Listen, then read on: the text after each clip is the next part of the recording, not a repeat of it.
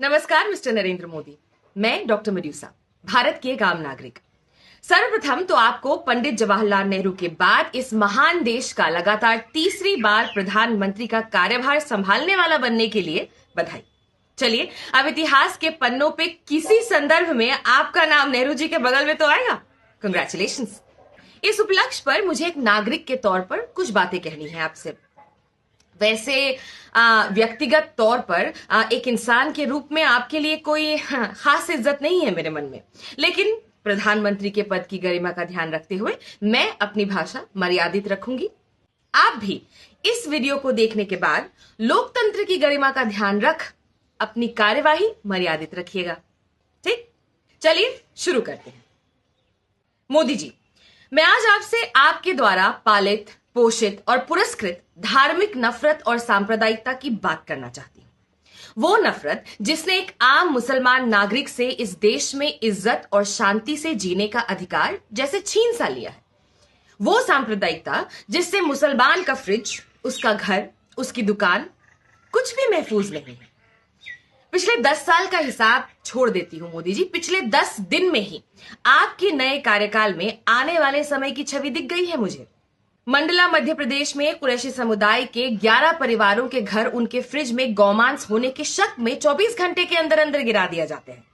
कोई फोरेंसिक जांच नहीं, कोई सुनवाई नहीं, कोई संवैधानिक तरीका नहीं। बस बुलडोजर आए और 30-30 साल से खड़े मकान आंखों के सामने टूट गए। गुजरात में एक मुस्लिम महिला को सरकारी आवास मिल गया तो पूरा मोहल्ला सड़क पे आ गया कि हिंदू एरिया में मुसलमान की एंट्री नहीं। छत्तीसगढ़ में 3 मुसलमान युवकों को गौ तस्करी के आरोप में आप ही की पार्टी के गौरक्षकों ने मार डाला और फिर उनकी गिरफ्तारी के बाद आप ही के कार्यकर्ता और नेता इंसान के हत्यारों के लिए इंसाफ की मांग कर धरना दे रहे हैं। अलीगढ़ में मोहम्मद फरीद को चोरी के इल्जाम में सरेआम मार कर मार डाला। लखनऊ के अकबरनगर में रिवर फ्रंट बनाने के लिए 1900 परिवारों के घर उजाड़ दिए गए। हिमाचल प्रदेश में जावेद की दुकान पुलिस की मौजूदगी में और जय श्री राम के नारों के बीच लोगों ने तोड़ डाली और व्हाट्सएप पर ईद के मौके पर दी गई कुर्बानी की फोटो डालने के जुर्म में जावेद गिरफ्तार हुआ, उसकी दुकान तोड़ने वाले लोग नहीं। आपको पता है ना, ये सब दिख रहा है ना। आपके एडवाइजर्स आपको बताते हैं ना कि ये सब हो रहा है। अगर हां, तो मैं पूछना चाहती हूं कि ये कैसा भारत बना रहे हैं आप मोदी जी? सत्य, अहिंसा और सहिष्णुता को आधार मानने वाला देश का सबसे व्यापक धर्म कुछ लोगों की अंधी नफरत, घृणा और इंफीरियोरिटी कॉम्प्लेक्स के बलि चढ़ा जा रहा है और आप देख रहे हैं। दिख रहा है ना आपको ये सब? देश की 20 करोड़ लोगों की मानव संपदा डर और सहम कर अपने पोटेंशियल से सैकड़ों साल पीछे चल रही है। क्या करेंगे आप अपनी 5 ट्रिलियन की इकोनॉमी का जब महंगाई, बेरोजगारी, क्लाइमेट चेंज तो है ही और उसके ऊपर ये किसी वोल्केनो से निकले हुए काले लावे जैसी धीरे धीरे बढ़ती नफरत लोगों को ही मार डालेगी। हां, लाशों से आपका पुराना रिश्ता है, मगर अब हो गया ना मोदी जी। बन गए ना आप तीसरी बार भी प्रधानमंत्री, कर ली नेहरू की बराबरी। अब तो बस कीजिए। दिन भर ट्वीट करते रहते हैं। एक अपील अपने लोगों के लिए भी जारी कर दीजिए, एक नया पॉइंट ऑफ ऑर्डर। मैं आपको टेक्स्ट भी बता देती हूं। लिखिए, इस देश का मुसलमान इस देश का बराबर का नागरिक है, उसके भी बराबर के अधिकार है। समस्त देशवासी, पुलिस प्रशासन और न्याय व्यवस्था इस बराबरी को सुनिश्चित करें। बस एक बार कोशिश तो कीजिए।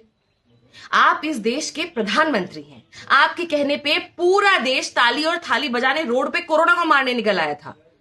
शायद इस देश की मरती इंसानियत को भी सीपीआर मिल जाए।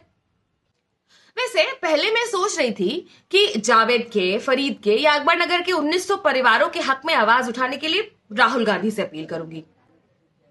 फिर याद आया कि फायर ब्रिगेड वाले को ब्लेम करने से पहले रोज भड़कती आग में घी डालकर अट्टहास करने वाले की आत्मा तक पहुंचने की पहले कोशिश तो कर लूं, वरना हमेशा एक फांस सी गड़ी रहेगी दिल में कि एक कोशिश नहीं की मैंने। और आपका भी क्या भरोसा, कल को मुड़ के स्मिता जी को इंटरव्यू में कोट दे दो कि ओ माय गॉड, मुझसे तो किसी ने कहा ही नहीं कि ये सब हो रहा है। तो चलिए, अब आपको पता है। सारांश यह है कि आप भारत के प्रधानमंत्री हैं, भारत में मुसलमान भी रहते हैं और आप उनके भी प्रधानमंत्री ही हैं। उनका मानसिक, शारीरिक, सामाजिक, आर्थिक, शैक्षिक, मौलिक हर तरह का विकास आपकी ही जिम्मेदारी है।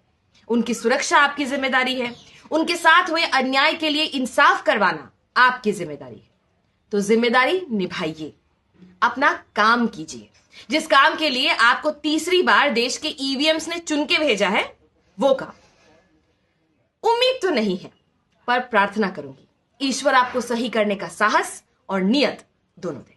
खुदा हाफिज।